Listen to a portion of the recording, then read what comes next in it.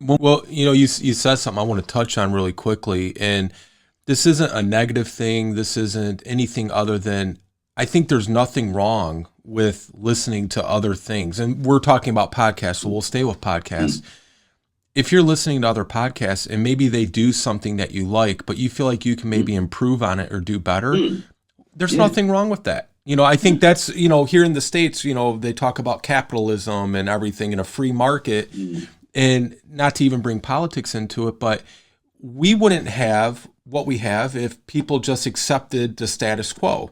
yeah, yeah, You know, yeah. somebody saw, we need to have wireless phones that people can carry with Mm, them. I remember my yeah, first cell phone, my parents got it for me. I was 18, 19 years old. It was almost the size of a brick and it weighed yeah, almost as heavy as a brick. yeah. If nobody said, hey, you know what, that's great, but you know what, I think I can maybe improve on it and make it better, we wouldn't have the phones we have today. So, you know, we always Exactly. are, I'm always looking on ways to improve. Mm, You might do something, I'm mm, like, you know what, Tim's really got a good thing going. I want to mm. try to do something like Yeah, that. You might see yeah, something we do and say, I want to try to do something like them. yeah. Absolutely. And especially for what we do, Tim, because what we're doing is really just trying to help families out there who don't Yeah, know any better, and we're trying to educate them. exactly. This to Exactly. me, it's not a competition. It's all about how can we get information out there and help people the best we can. Look, you're spot on. I use yesterday as an example. As you know, I do a lot of consultancy. I'm out in the field a lot. And I was visiting a family yesterday, and this is a lovely gentleman. He's 45. He was diagnosed with his type of dementia when he was 37. Wow. He's got a 5-year-old and an 8-year-old and a wife and a mortgage, all those things, and they're just trying to hold it all together. Okay, and one of the things that I was out there with them yesterday, just really listening to them, not talking, but just listening, finding out what's going on, and I let them know that you've got a safety net.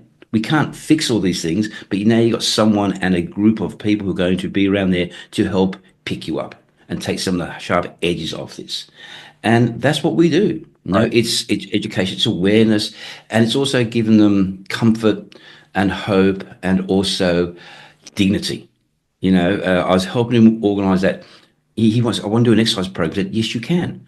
But no one will listen to me. Don't worry. I know some exercise physios who will gladly will come out to your home and run some programs with you.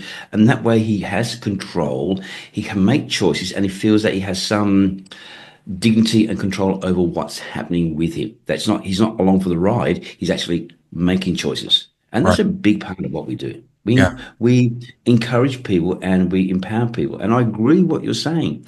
We stand on the shoulders of giants as we develop things going forward, and then someone's going to come along and stand on our shoulders, and we're going to go, here you go. I'll give you a lift up Yeah. because if you can do what we've done and go one step further, absolutely. Isn't that the base of scientific research anyway? Think of all the advancements they're doing just in this area of dementia research. They're building on the work, the successes, and also some of the failures of others before them. Right. And that's how we as a human race progress.